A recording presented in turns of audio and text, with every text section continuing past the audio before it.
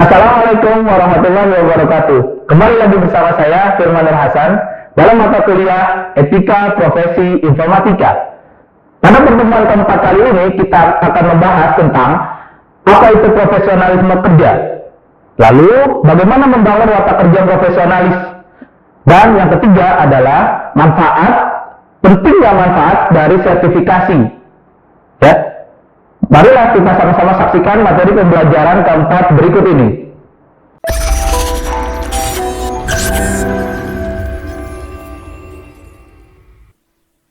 Baiklah, di pertemuan keempat ini kita akan membahas tentang profesionalisme kerja. Indikator kompetensinya, mahasiswa mampu mengetahui, memahami, dan menjelaskan tentang profesionalisme kerja, watak kerja profesional, dan manfaat dari sertifikasi. Oke. Yang pertama, pengantarnya adalah profesi, ya. Jadi saya ulang lagi, profesi apa? Profesi adalah pekerjaan tetap bidang tertentu berdasarkan keahlian khusus yang dilakukan secara bertanggung jawab dengan tujuan memperoleh penghasilan. Nah, artinya gini, seseorang yang bekerja, entah dia itu berwira swasta, entah dia itu bekerja di kantor, di pasar dan lain-lain, atau menjadi penceramah, ya, mubalik, ustadz, tentunya harus dilakukan secara profesi dan bertanggung jawab. Ya, namanya penghasilan, insya Allah rezeki Allah yang mengatur dan insya Allah rezeki kita tidak akan tertukar. Nah, nilai moral dari profesi yang pertama, berani berbuat untuk memenuhi tuntutan profesi. Jadi seseorang itu untuk memenuhi tuntutan profesinya, mereka harus berani berbuat benar, ya. Mungkin berani berbuat untuk memenuhi kode etik profesinya. Lalu menyadari kewajiban yang harus dipenuhi selama menjalankan profesi. Artinya ketika seseorang sudah memilih profesi tersebut, ya, sebagai mata pencahariannya, harus punya kewajiban yang harus atau wajib dipenuhi selama menjalankan profesi tersebut. Lalu yang ketiga, ada idealisme sebagai perwujudan makna misi organisasi profesi. Nah, seperti yang kita ketahui dari pertemuan sebelumnya, organisasi profesi itu membicarakan tentang yang namanya kode etik profesi. Nah, kode etik profesi itu disusun, ya, atau dibuat berdasarkan idealisme. Nah, ketika seseorang itu menjalankan profesinya, nilai moralnya itu mempunyai idealisme sebagai perwujudan makna dari misi organisasi profesi. Nah, profesional apa sih? Kalau tadi kan profesi, sekarang profesional. Profesional itu adalah pekerja yang menjalankan profesi atau siapapun yang menjalankan profesi tersebut. Nah, kalau kelompok profesional adalah kelompok atau organisasi yang berkeahlian dan berkemahiran yang diperoleh melalui proses pendidikan dan pelatihan yang berkualitas dan berstandar tinggi, yang dalam menerapkan semua keahlian dan kemahirannya yang tinggi itu hanya dapat dikontrol dan dinilai dari dalam atau dari organisasi profesional tersebut, yang mana di dalamnya terdapat rekan sejawat sesama profesi sendiri. Nah, bagaimana untuk mewujudkan kelompok profesional itu? Kita harus juga mempunyai 3 watak kerja profesional. 3 watak kerja profesional itu, yang pertama adalah beritikat untuk merealisasikan kebajikan demi tegaknya kehormatan profesi yang digeluti, tidak mementingkan imbalan atau upah. Jadi ketika seseorang disebut profesional, ya, itu demi tegaknya kehormatan profesi, dia akan merealisasikan kebajikan tersebut, sehingga ada beberapa orang di luar sana yang memang dikatakan profesional tidak mementingkan imbalan atau upah. Yang kedua, watak kerja dari profesional itu dilandasi oleh kemahiran teknis yang berkualitas tinggi, yang dicapai melalui proses pendidikan dan pelatihan yang panjang, eksklusif, dan berat. Jadi seseorang disebut profesional itu punya kemahiran teknis yang berkualitas tinggi. Contohnya mungkin adik-adik mahasiswa sering bermain game mungkin, ya. Nah, ketika seseorang itu main game kita anggap sebagai hiburan, tapi ada orang-orang di luar sana yang profesi gamers itu menjadi sebuah profesi profesional. Tentunya mereka yang sudah disebut gamer profesional itu punya kemahiran teknis yang berkualitas tinggi, gitu ya. Nggak sekedar mungkin seperti saya yang hanya bermain game sebagai sebuah hiburan. Oke, yang ketiga, watak kerja profesional itu diukur dengan kualitas teknis dan kualitas moral, dan tunduk pada kode etik yang dikembangkan dan disepakati bersama dalam organisasi profesi. Nah, profesionalisme di bidang IT itu apa sih? Nah, jadi seseorang dapat disebut profesionalisme di bidangnya apabila sudah mempunyai kompetensi.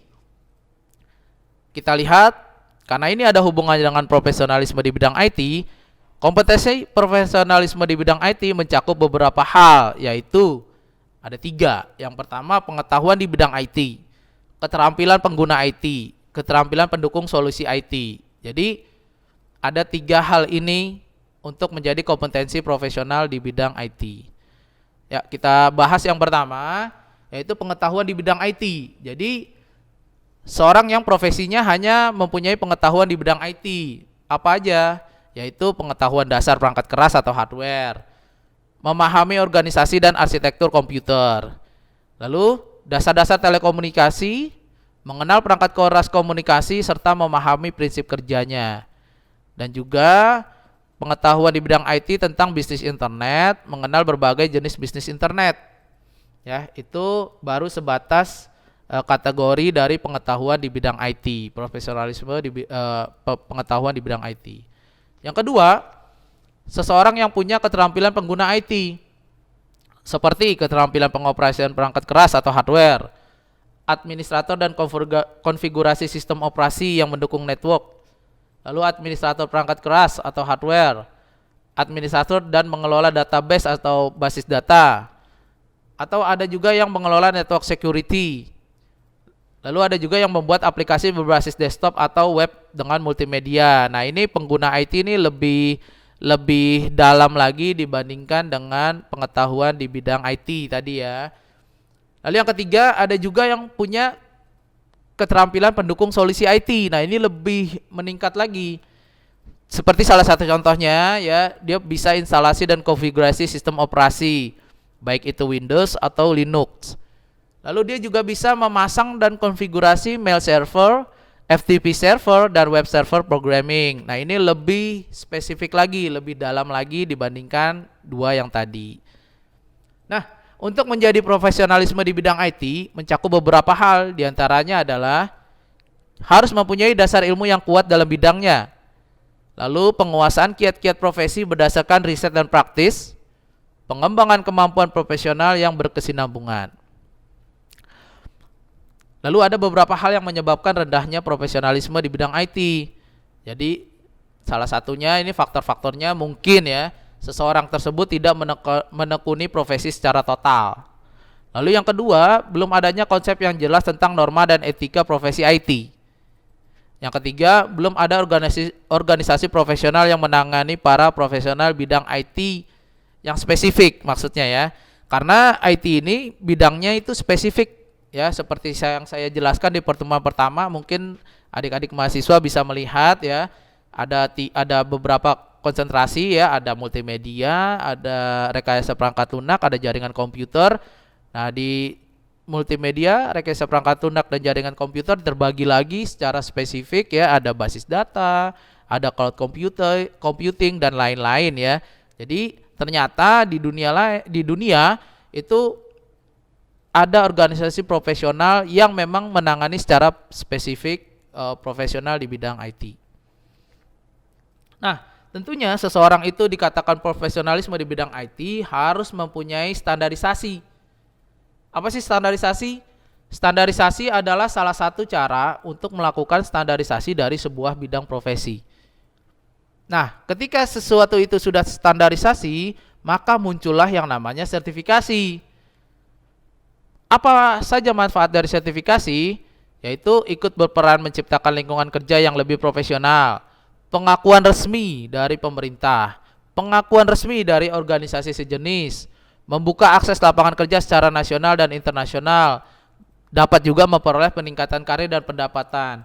Jadi seseorang ya, apalagi saya berbicara secara spesifik di bidang IT, ketika seseorang mungkin diinterview ya oleh HRD, kamu bisa ini, bisa itu, bisa programming, bisa jaringan, bisa web, bisa Pak. Buktinya apa gitu kan ya? Mungkin kalian bisa kasih contoh portofolio yang telah kalian buat, atau ketika kalian punya sertifikasi di bidang tersebut, maka HRD tidak akan meminta contoh portofolionya. Cukup kalian kasih lihat sertifikasinya saja. Karena sertifikasi tersebut merupakan pengakuan resmi dari pemerintah dan juga pengakuan resmi dari organisasi sejenis. Nanti saya akan kasih contoh sertifikasi yang ada di bidang IT ya. Jadi manfaat sertifikasi itu banyak sekali ya, dan bisa menjadi pembeda di dunia kerja. Ketika kalian punya sertifikasi, sama-sama baru masuk kerja misalnya ya, adik-adik mahasiswa baru lulus baru masuk kerja dengan teman gitu ya, temannya belum punya sertifikasi, kalian punya sertifikasi, itu secara salary atau gaji itu berbeda. Pasti yang punya sertifikasi itu lebih tinggi dibandingkan dengan yang belum mempunyai sertifikasi. Nah, ini adalah contoh sertifikasi bidang IT yang berorientasi produk. Banyak juga ada sertifikasi bidang IT yang berorientasi jasa dan lain-lain. Nah, ini contoh sertifikasi bidang IT yang berorientasi produk. Ada sertifikasi dari Microsoft atau MCP, Microsoft Certified Professional, ada MCDST, MCSI, MCSI, MCDBA, MTA, MOS, MCA. Lalu sertifikasi dari Oracle ada OCA, OCP, dan OCM. Dan juga ada sertifikasi dari Cisco, ada CCNA, CCNP, CCIE. Ya, nanti bisa di searching apa saja ini detailnya. Nah, saya mau kasih contoh. Nah, ini adalah salah satu sertifikasi Microsoft untuk MCA ya, Microsoft Certified Educator. Ini kebetulan saya dapat ya.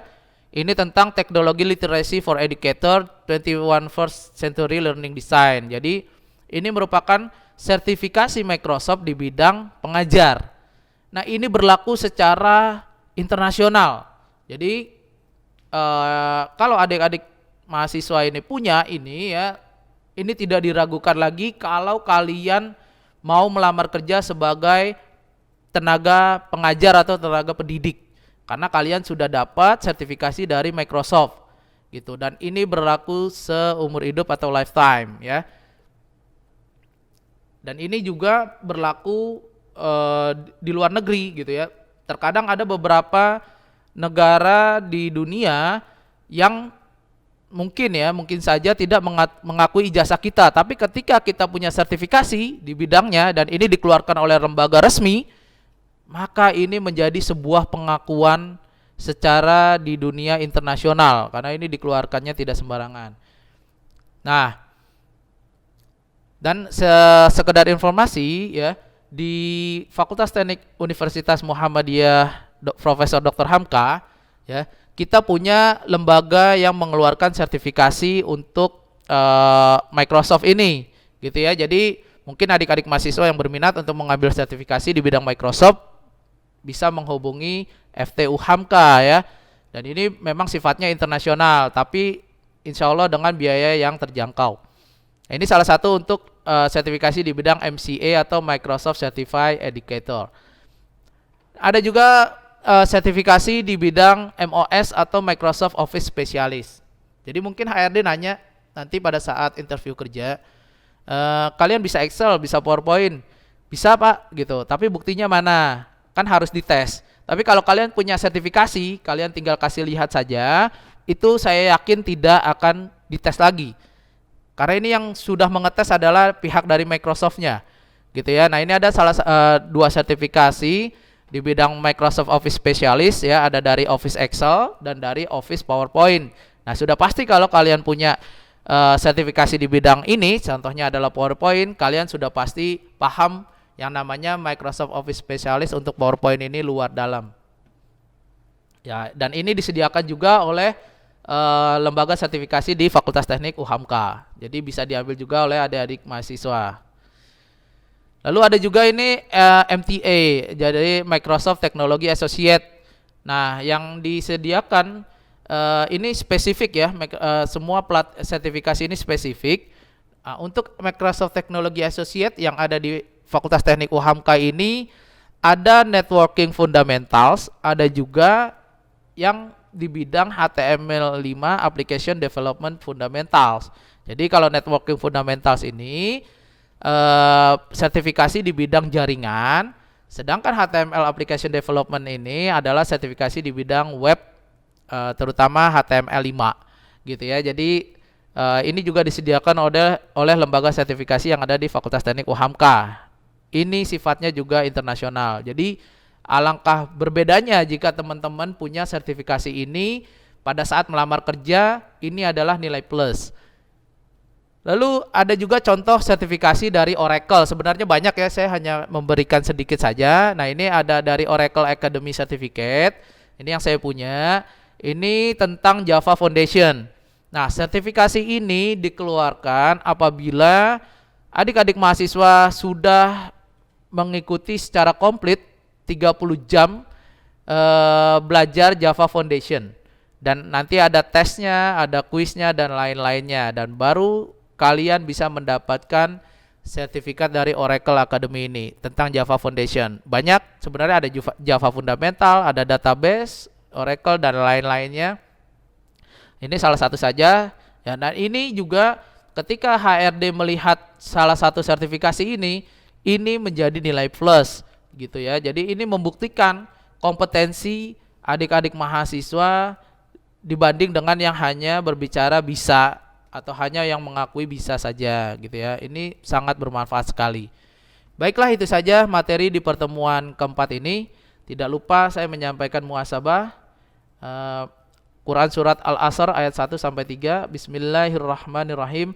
Wal 'asr innal insana lafi khusr illal ladzina amanu wa 'amilus solihati wa tawassaw bil haqq wa tawassaw bis sabr. Shadaqallahul azim. Wassalamualaikum warahmatullahi wabarakatuh. Nah, dari materi pembelajaran keempat yang tadi kita sama-sama lihat, akhirnya kita dapat membedakan bagaimana profesionalisme kerja ya di sebuah perusahaan atau di dalam diri sendiri, dan juga bagaimana membangun watak kerja profesionalis, dan juga pentingnya manfaat sertifikasi, bagaimana membedakan seseorang yang punya sertifikasi dengan yang belum punya sertifikasi.